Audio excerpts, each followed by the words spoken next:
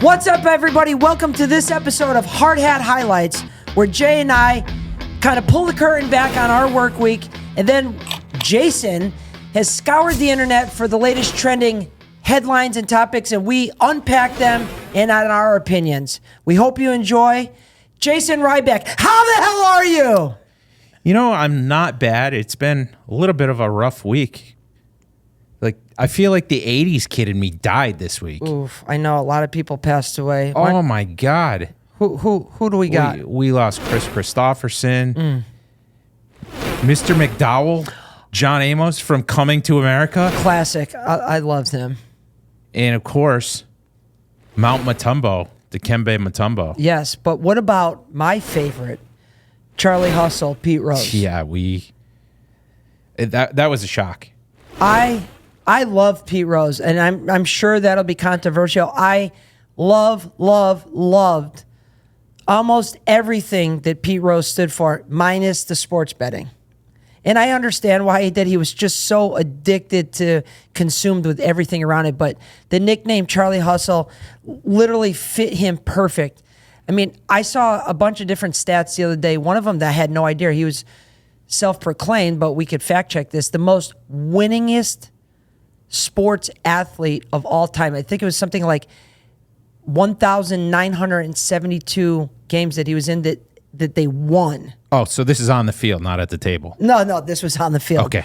Of course, he's the hit king. He's been blackballed from the Hall of Fame because of the sports betting.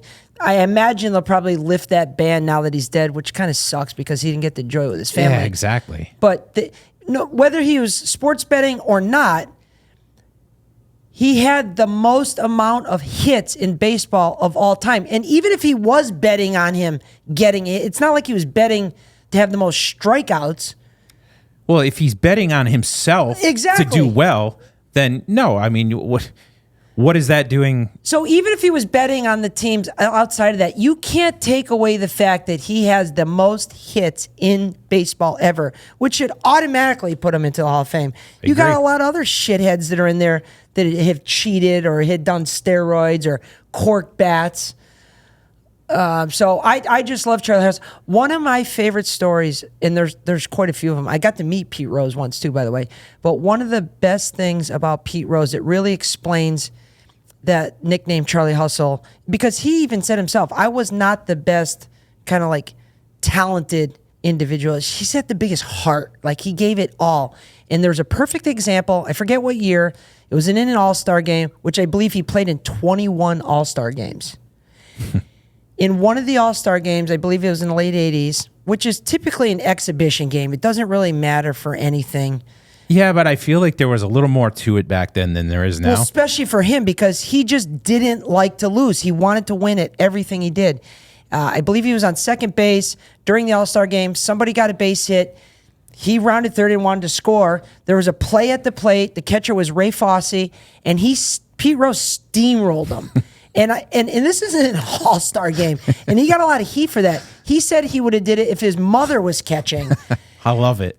It actually ended up ruining Ray Fosse's career. I think that was the end of his career after that. But the guy was just a winner. He said one time after they won the World Series, I believe with the Reds, that somebody from the opposing team was in their clubhouse kind of shaking everybody's hands, and he sat there and said, there's no fucking way I could ever do that.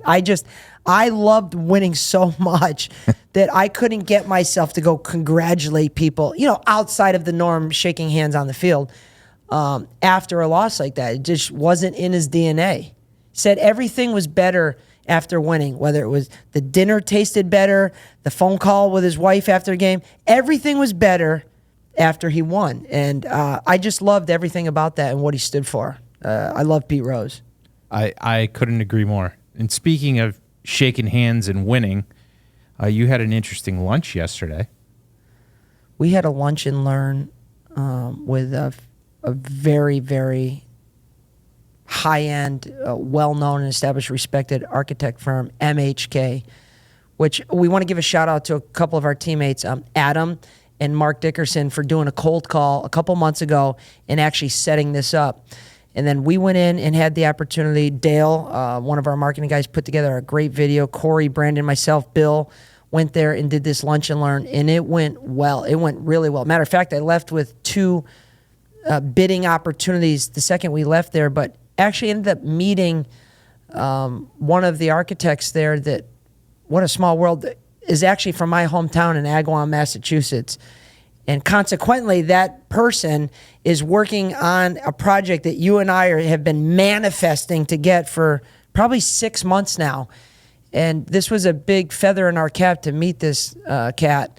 And we're really looking forward to doing more of these lunch and learns. That's what I took away from this. It says, you know what? We need to do more lunch and learns. Because these architects, they're in their cubicles, they're drawing and designing, and there's a million facets that they have to think about when they're putting together these projects. So if you're not in their face, or you're not, talking to them or reaching out or doing social media, they don't know about out of sight, out of mind. And they one of the gals in there actually said that. She's like, I'm glad you came in here. I've heard of you guys. I kind of forgot about it. You kind of get stuck in our zone, and we use the products that we're used to using. Not necessarily always the best. It's just, if you don't know, you don't know. So it's important to always show your face in front of your potential prospects. It's like a muscle memory for them. They're used to the same old stuff, and it's not that they don't want to branch out and try something. It's just, it's not right there in their face. So to be there. Yep. It's important. That was huge. There's something else I learned, not from that, but I learned that no matter where you are, even if you're up in the mountains, you're not safe from hurricanes. You and I last week did a show right during the beginning of Hurricane Helene, and it was just kind of coming off the coast from us coming through, and it's tragic what it did. It wiped out an entire town in northern Florida. It's obliterated Tennessee and Georgia, North Carolina, especially Asheville, North Carolina, where we actually have a friend who has a glazing company there, and a really unfortunate thing happened. Billy Britt and Tillerson Glass out of Asheville. Britt and Tilson. Britt and Tilson, not Tillerson, Tilson, which I visited 2 Christmases ago and took a selfie out in front of that building. That building was 100 years old, and the business, I believe, was 65 years old. So it's been in the family a while. Mm-hmm. It's gone. Now, when I mean there's damage, no, it's gone. It's an empty lot right now. So that the amount of water that had rushed through there and just obliterated the whole area, whether it's the whole infrastructure is fucked. Yeah. I mean, they don't even know where to start. We've been asking him, and he texts back, it's like, tons of people are offering to help. We don't even know what to ask for. Now, luckily, his house is okay. I think he's 30 or 45 minutes away from the shop, so it's fortunate he's got a place to hang his hat, but the business is gone. Yeah, but you also got to look at how are goods getting into there, because it's my belief that a lot of these areas are just, the roads are just washed out, and it's almost like things have to come in via helicopter, or I've even heard they were using mules.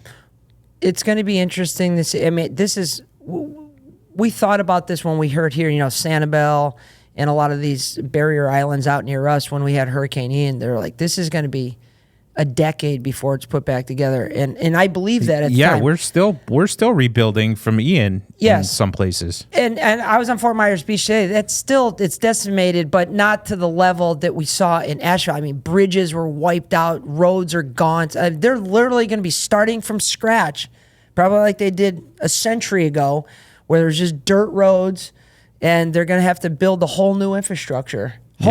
Hopefully, which I believe it will be a blessing in disguise. I'm sure anybody in the Asheville area right now is like, yeah, right, it's easy for you to say that. But I know personally, and you as well, Jay, when you go through tragedy like this, there's always something good that'll come. You just got to be patient enough to wait for it and then seize the moment when it happens. And absolutely. And Billy's a really good dude. They'll find the rainbow after the storm. 100%. And we're here to assist and help them with that. So we're thinking of them, and anxious to see that get back together. Yeah, I believe Bill actually set up a GoFundMe to help them as well. Yep. We can share the link with that.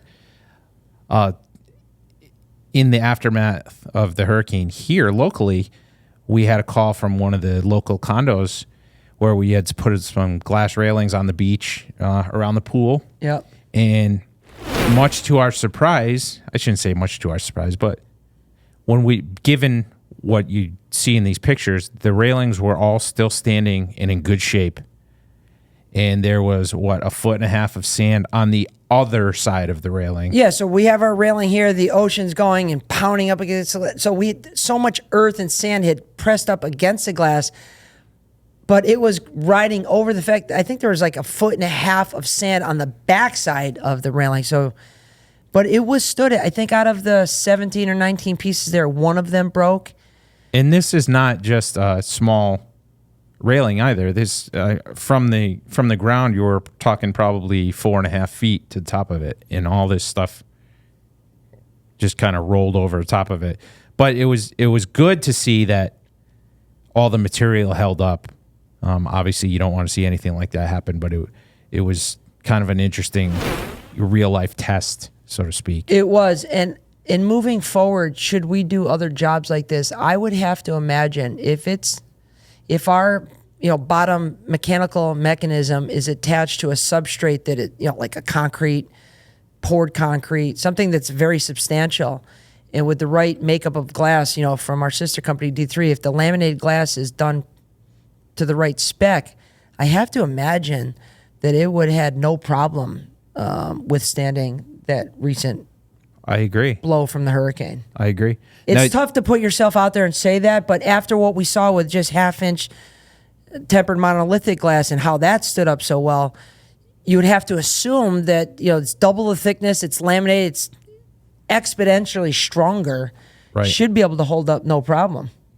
Yeah. You see a lot of these videos too, like up in Tampa, where the wind, or they're filming from the inside and the water's just blowing up and splashing against, and you think, geez, this should just be crashing through here. But that impact rated glass in those systems can really hold back a lot of pressure and water, a lot. They can. And, we actually had a Zoom call earlier this week with a project that we're working on right on the beach. And one of their concerns was we're doing a pool fence there too. And they wanted to know, how strong is this? When that water and that storm surge and that sand and everything comes in, how are these going to hold up? And we got to thinking, because they were asking, how can we prevent damage to it, right? But we know it might still stand up, but maybe the glass is going to get scratched or chipped or, whatever, just from floating debris and a lot of debris and things like that. And one thing we thought about is, you and I had both seen over the course of the storm, Tampa General Hospital. Oh yeah, they installed. They're called Aqua Fence, and what it is, it's an L shape. And I'm not even quite sure what the material is, because I even went on the company's website. It's a Norwegian-based company with an office here in the United States in Hoboken. But it's this L-shaped material that they interlock, and somehow they become watertight when they interlock. And the way you install it is you have a vertical wall, and then this L is to the outside where you're expecting the water to come in. So that means as the water comes and gets on top of it, the weight of that water actually holds it from tipping itself over. So it's self-supporting. And they can go up to 9 feet tall with these things. I saw a video of that one that you're speaking of at Tampa General with the water on the outside, and there was a guy on the inside, kind of feeling around to see if any leaks were coming through. But just think about, I'm sure these things are expensive, and there's a cost of storing them, installing them. But think about that money that the cost to do that has got to pale in comparison to the damage that the water could do to the electricity, to the building, then having to evacuate patients. I believe there was a few, up in the North Carolina area or some of these other areas where the hurricanes were, where there's hospitals, trying to get babies out of the NICU unit, or imagine coming out of a surgery and then all of a sudden, holy shit, we're going to lose power. We got to get you out of here. I think that was a very good investment on Tampa General's part by investigating those and actually implementing that wall. Well, yeah, it's an insurance policy. And that got me to thinking, though, why don't these coastal areas, invest in it. Again, it's if you got a high rise, right? A lot of times the high rises, the cars are parked underneath, and the cars and all the get elevators. destroyed. And there's, these are not just Honda Civics. These are nice vehicles. I remember Ian, there was a McLaren P1, which they said was like $2 million, just floating down the road. Yeah, right next to a Bentley and a Lambo and a Range Rover. So it got me thinking, if there's all these people in the condo, they all pitch in a little bit, invest, and just shell the damn place, and then they don't have to worry about that. I feel like some of the costs should be offset in your insurance by having those. Just like when you go 100%. from a plate glass window to a high impact rated window, that offsets some of your insurance because you're less likely to be putting in claims because you have something like that. So might be something we want to look into. Speaking of claims, I saw that Alejandro Mayorkas just announced that FEMA does not have funding to last through the rest of this hurricane season. Isn't that pathetic? Didn't they say that they were going to issue like a $750 check or something like that? Yes, I did see the vice president the other day was touting a $750 payment to individuals affected by the storm, which I don't want to laugh, but it is. It is laughable, especially right on the heels of them. I believe the U.S. government just committed to another, I don't know, like $6 billion. $6 billion to another foreign country. Yeah. Meanwhile, here, we're going to throw $750 at you. We know we just lost your house and your job and all your cars and every personal possession you ever had.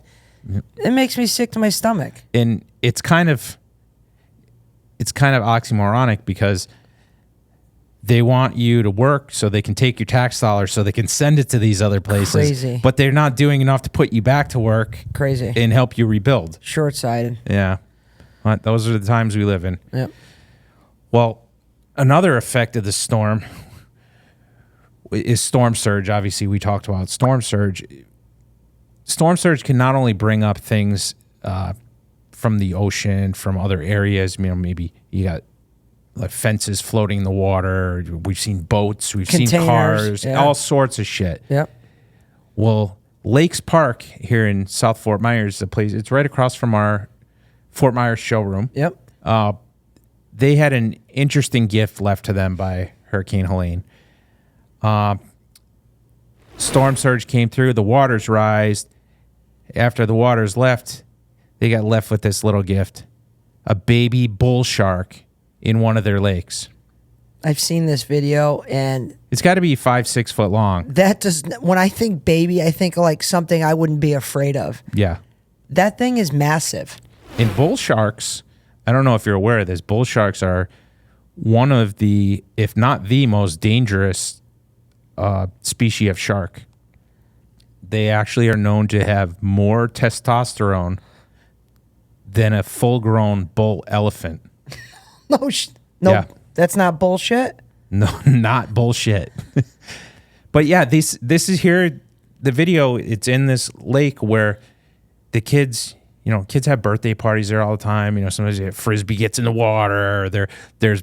They got paddle boats that they run through the waters. We've seen alligators there and stuff before, but you never think you'd see a shark in there. So the water table in Hendry Creek, you said, had raised up high enough to maybe connect to another reservoir pond that might have drainage ducts. You see this a lot of time because I know guys that fish and they say they caught a tarpon in this like little pond on a golf course. I'm like, how the fuck is there tarpon in there? Well, that's what ends up happening. A lot of times when we get the water table raises so high, they're able to get into different Well, that's true. And the other thing that happens too is you've got a lot of these wading birds. So when the birds are wading in the water trying to, fish themselves, a lot of times they'll carry the eggs on their legs. Oh. And then they leave, they fly off, and then they go into another body of water, and now those eggs are planted in the other body of water. Are they going to take that shark out of the lake? So interestingly enough, you're correct about Hendry Creek. According to FGCU, our local university, they believe the shark got in there. Bull sharks are known for swimming upriver into fresh water, and they believe it swam up, as the storm came in, swam up the creek. Water rose, it ended up in the lake. Water rescinded, it got stuck there. There are no plans currently to remove this shark because they say it has enough food to sustain itself for a while, which blows my mind. Thing's going to eat everything in there. No shit. Oh, wow. That's crazy. Yeah.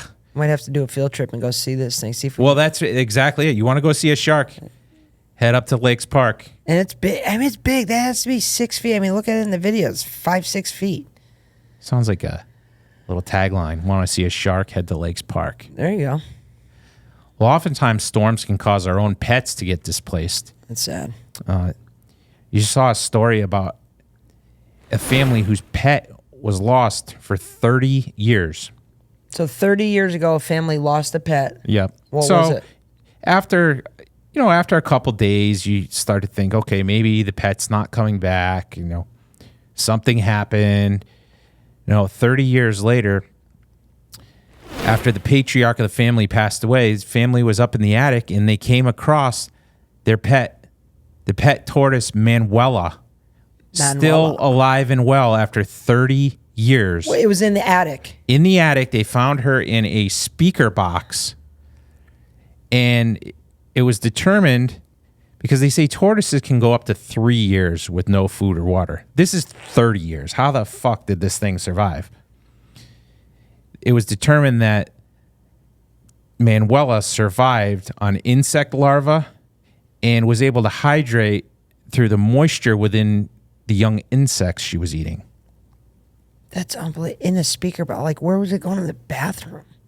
Well, I'm sure there's turtle shit all over the Oh, my God. the attic. 30 years of it? That's got to be a lot. Like, think about that. That's insane. There's probably a little pet volleyball named Wilson there somewhere. Yeah, right.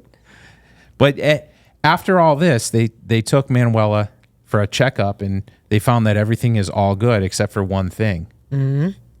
Manuela is no longer Manuela and is now Manuel. Why? Well, it turns out the entire time they thought that Manuela was a girl was actually a boy. Oh. Oh, man. In other animal news, a Montana man is spending 6 months behind bars for cloning sheep from illegally purchased body parts from Asia. He was sleeping with it? I don't know what the hell he was doing with it.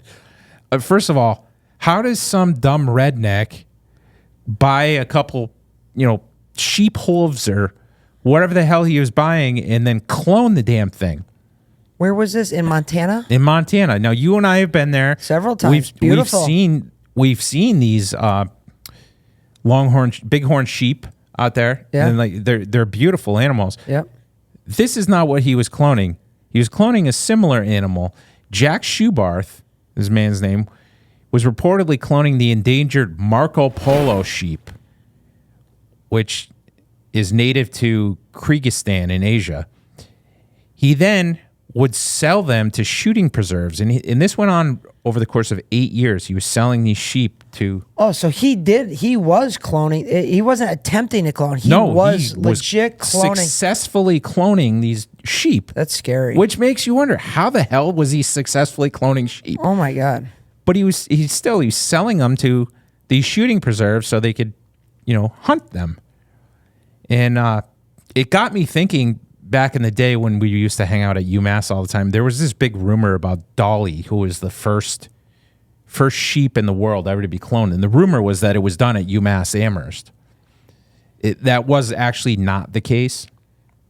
However, it did find out there were two scientists there named Robel and Stice who actually were responsible for cloning calves at the UMass Amherst facilities. Now, we're originally from up there. I remember always there was kind of like, it was, UMass was known as Zoomass. Yeah, we would party. I thought it was just because it was a shit show, a huge party. So it was just a zoo. We're literally out here partying, and there's these fucking nerds nearby exercising their God complex. Little side note, the first party I ever went to, a college party, was at Zoomass with the Willis brothers, Tarek, a few other people that I was friends with.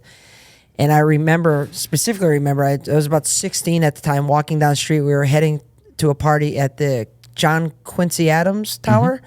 And as we were walking up from the parking lot, I heard this crash, and I looked up, and the window had broke, and an appliance, what appeared to be like either a washer or dryer, came flying out and just smashed into smithereens on the ground. And I was like, holy shit. It was like a scene out of Animal House.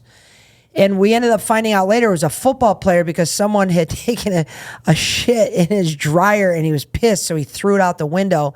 And that was my first introduction to a college campus and party. And I later heard the name ZooMass. I was like, this is perfect. But now I'm starting to think maybe there was other reasons behind that name, ZooMass. Nerds. Speaking of appliances. Great movie. That's right. Appliances are about to be much harder to get, along with many other things. We're on day 3 of the ILA longshoremen strike. That is all up in my feed right now, So too. the International Longshoremen's Association Union, it's crazy to think the impact that something like this could have on our country. It's much more far-reaching than we realize. 100%. They're on strike seeking better pay. They're looking for more automation to help them. No.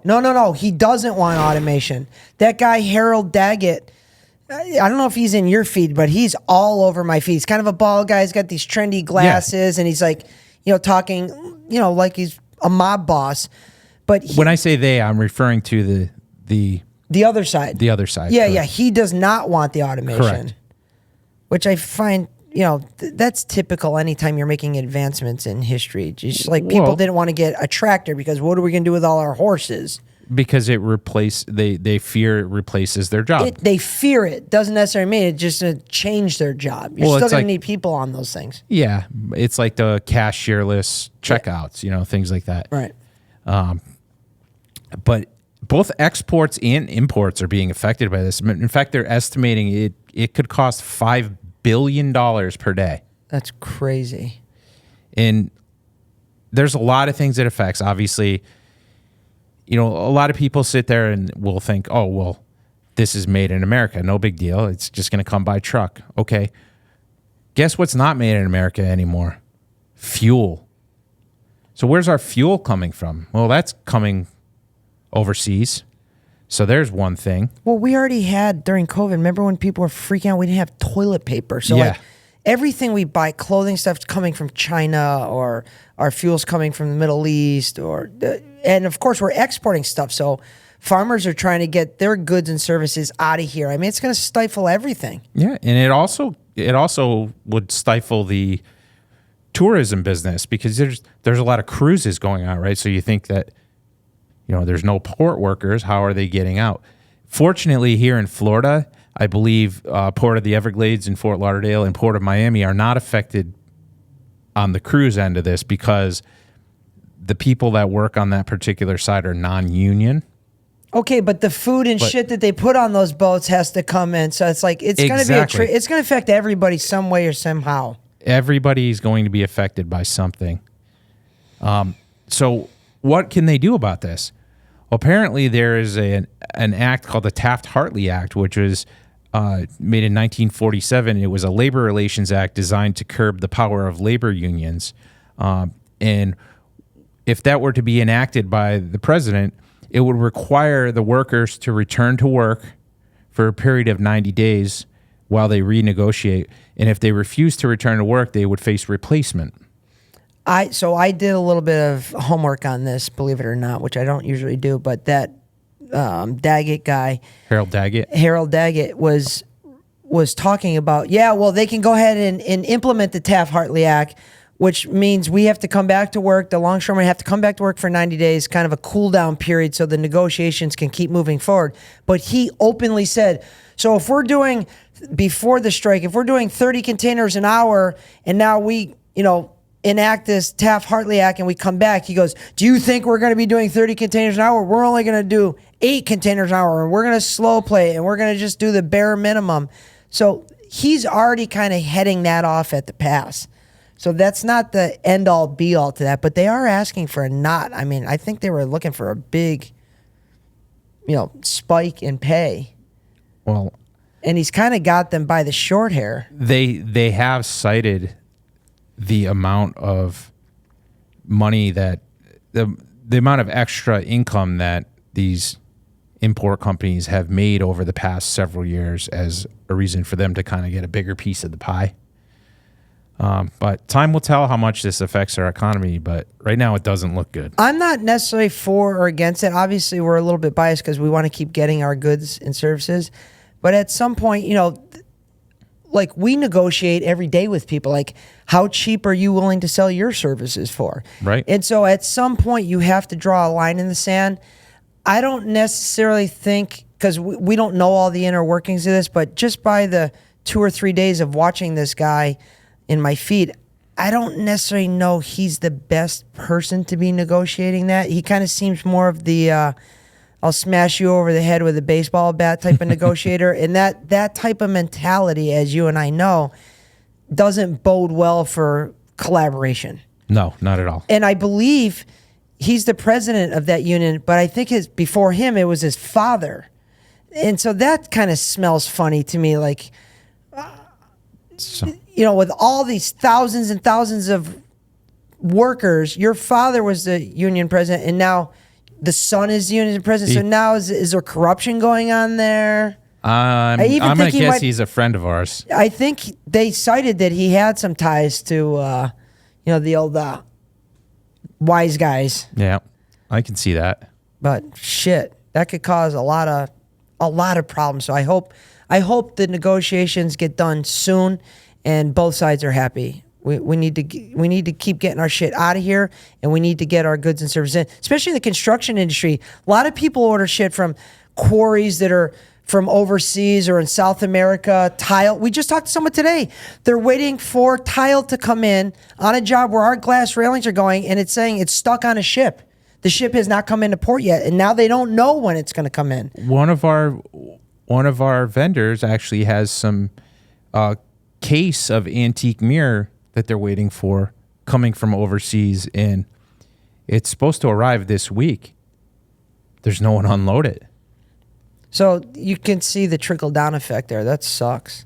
Well, from striking employees to striking an employee's resume, a survey of 3,000 managers conducted by Resume.io found that 51% of Florida hiring managers say they will dismiss AI-crafted resumes. 51% of Florida hiring managers will dismiss AI-crafted resumes. Yeah, they won't even look at them.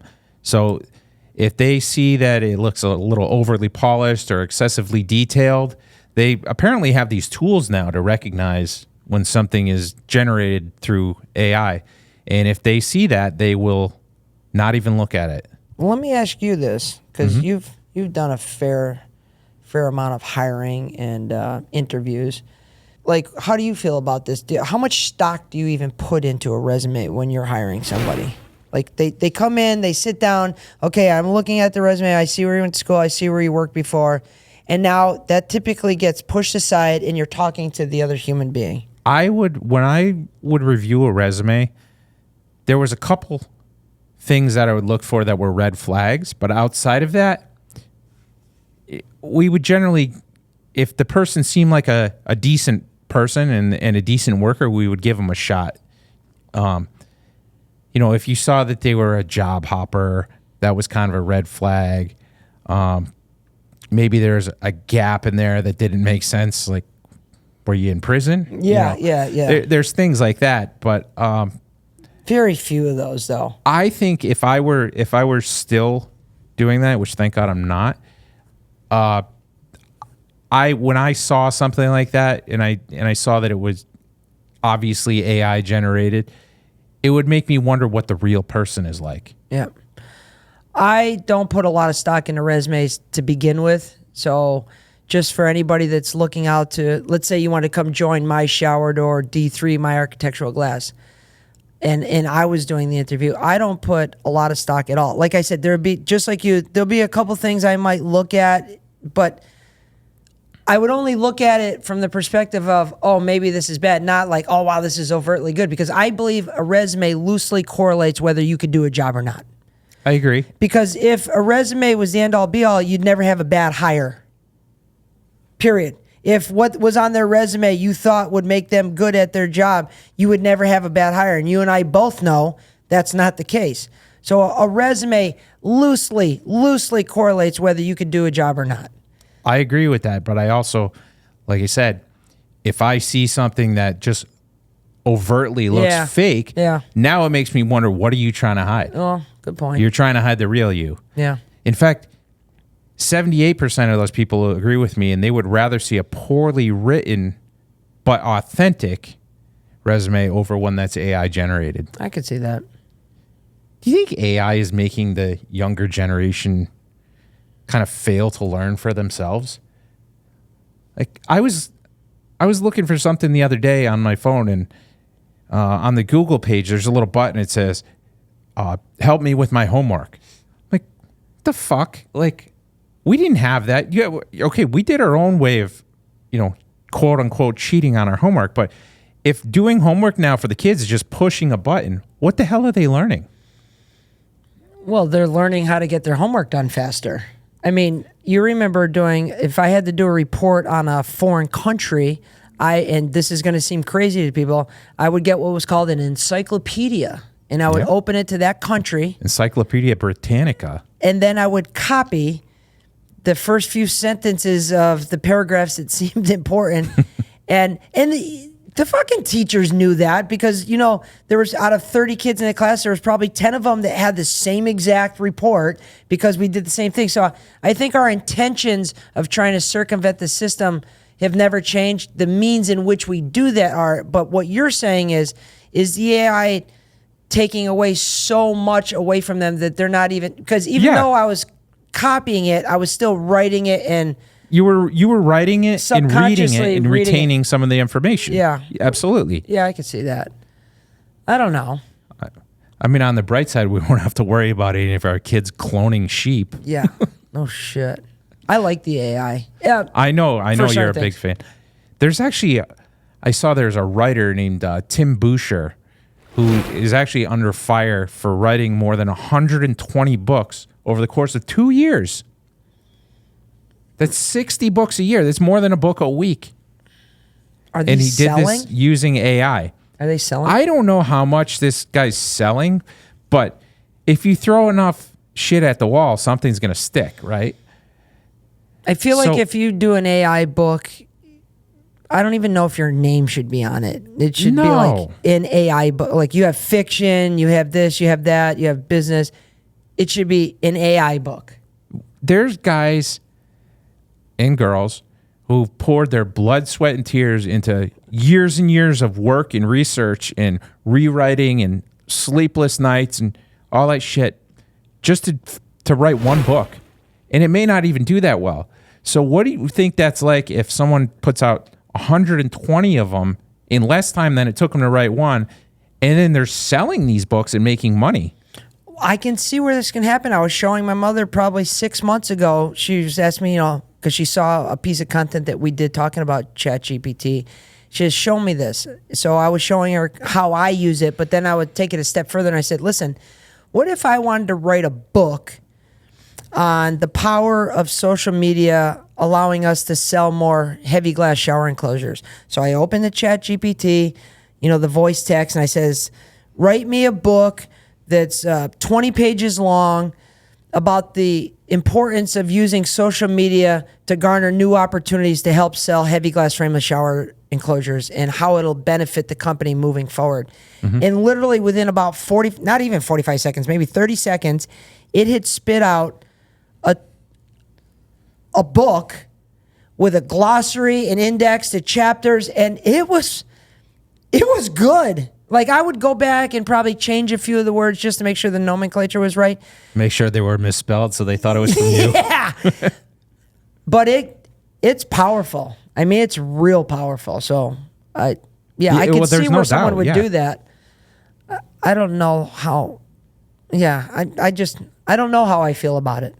I don't know. Yeah, it's his response to, because there's a lot of writers, giving him crap and basically saying he's cheating, and his response is that he's just misunderstood, and that his writing is kind of a new form of art. You're always going to have two sides to this. Just like when people were early on getting in social media, you got the traditional people using marketing, paying for TV ads, paying for newspaper, paying for radio. And then all of a sudden, someone early on gets on Facebook and starts, going viral back in the day, and they're just crushing it, not paying a single dollar. Those people are like, you're cheating. You're not having to do the commercials and so it's like, there's always going to be this both sides, and you're always going to get the most heat when something new comes through and you're kind of breaking through that glass ceiling, no pun intended. So I expect people to be piss and vinegar about this. I don't know how I feel. Writing the books, I wouldn't want to know that I bought a book by Tim Boucher to find out I spent money that he's going to get, and AI actually wrote it. He didn't write it. That said, when you write or request something from AI to be written for you, what you ask it determines what comes out. So it's very easy to do, but you still have to tell it what to do. So what you put into it only dictates what you come out of it. So there is a little bit, it's not like writing a book. Sure. It's really easy. Really easy. But AI and CGI has long been used in the movie industry. Oh, I like movies. There's actually been some great biopics lately, and series. There was one that I just finished watching. I think you watched it too, Monsters, the Eric and Lyle Menendez story. Yes, I loved it. Oh man, that was. What did you think about it? It was great. It was very well done. I know Eric Menendez himself, the real life Eric Menendez, was kind of pissed about it because he said it was a violent and inaccurate portrayal of he and his brother, and they were molested and they were misunderstood. And, well, it showed that in the movie that they were molested. Of course. So he's just if the documentary portrays the way the father was kind of controlling and mind manipulating these kids, and then abusing them physically or sexually, I would expect them to kill him. Yeah. I would have too. Yeah. Absolutely. And I just heard, because since I've watched it, or since this come out, of course, my social media feed has been littered with these guys and the music. What was the song out of that? Was that Milli Vanilli that was in there? Yeah. Because that's kind of awkward too. It's like there's somebody who's cheating as well. Yeah. But it's been littered, and I loved the documentary. I absolutely loved it. I thought it was good.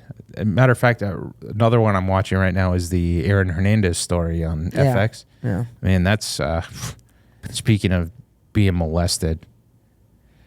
Anyhow, this Menendez story reminded me of one of the coolest pieces of memorabilia that I own, and it's a fairly common thing, but it's just a cool thing to have. This sports card, it's a 1990 NBA Hoops Mark Jackson. Oh, Mark Jackson. Yeah, remember Mark Jackson? Hand down, man down. So he, on this card, he's attempting to pass the ball to one of his teammates, and in the background, sitting courtside. You can see it right over his right shoulder. Yeah, is Eric and Lyle Menendez. What's even more remarkable about that is this photo was taken after they killed the parents. Oh, I was going to ask you that. I didn't know if it was like right before they did it. So they clipped the parents. Then they went on this like $700,000 spending spree. Right. And one of the things they did is they bought courtside seats at Madison Square Garden to see the Knicks. And Mark Jackson was playing that night, and they ended up on his card. But do you know that card came out in 1990? Do you know how long it took them to discover that the Menendez brothers were on that card? When? It wasn't discovered till 2018. Holy 28 shit. years later. It was discovered by a crime writer named Steven Zarantz. He noticed it as he was just, whatever he was doing, he just noticed that they were... Yeah, because when you see a sports card, sometimes you'll see people in the stands in the background. Sometimes it's blurry, sometimes it's not, but nobody focuses, and there's no literature on the card saying who else is in the card other than the player. Right. Anyway, so somebody would have had to know. You would have had to been looking for it Yeah. to even see that. So wow. So Yeah. it went from 90. So you're talking 18, 28 years. 28 years later. Yeah, apparently this crime writer was actually, the Menendez brothers were a big subject of kind of his, how do I say it? Like just what he liked to, one of his passions, I guess. And he remembered hearing about them on this spending spree and somehow equated that to looking through sports cards and found them on there, which is crazy. That's nuts. And so once he noticed it, he actually posted it on Twitter and Reddit. And from that point, the card's popularity and relatively speaking, its price even have skyrocketed. It was never really a very expensive, card to begin with, but since it's skyrocketed and now since the series has come out, a PSA 10 graded card. So PSA is kind of the grading company, one of the major grading companies. So 10 is perfect. A PSA 10 card can go for $600 to $700. That's like a $2 card too, right? Yeah, I don't know if Mark Jackson has $600 or $700 in his pocket. Speaking of documentaries, did you see? Because I know we were talking about this the other day. I can't help it. We need to just quickly. I want to hear your take on this. The Making the Murderer. Stephen Avery. Yep. In Manitowoc County. Did you see the Candace Owens? I did not. Okay. I'm not going to spoil it for you. I haven't finished watching it all yet, but up to this point, before watching the Candace Owens ones, when I watched the Making the Murder, I was 100%. I was actually addicted to watching it. I loved it. I even listened to a couple of podcasts about it. I was convinced that this poor guy had been screwed by the system, not only once, but twice. Especially the way that they showed the documentary and how you could see that the sheriffs of Manitowoc County were kind of probably planting this information, and they called in the license plate before they even found the car, and then that key showed up like 4 days later, and it just seemed really suspect. Mm-hmm. Now you watch the Candace Owens ones, and she really pulls the curtain back on his history, and then she sets the table up of what his history was, of how many times he had been arrested and some other problems that he had with abusing women. And then she starts breaking down the documentary, how they cut out a lot of things to just use parts of it to really pull us in, which they did a very good job of. I'm still not 100%. I was 100% sure that he didn't do it. And now watching this Candace Owens ones, uncovering the murder of Stephen Avery, I'm like 50-50. And I'm not even done watching it yet. So I encourage you to watch it. Okay. It's really good. What platform? I don't know. Can't remember. There's so many of them now. I don't know. Just Google it. All right. Ask ChatGPT. Yeah. On that note, I think it's time to get out of here and go digging through the old card collection. All right. Well, thank you for joining us on this episode of Hard Hat Highlights. If you didn't subscribe, don't forget to do so. This was episode 14. Until next time. See you then.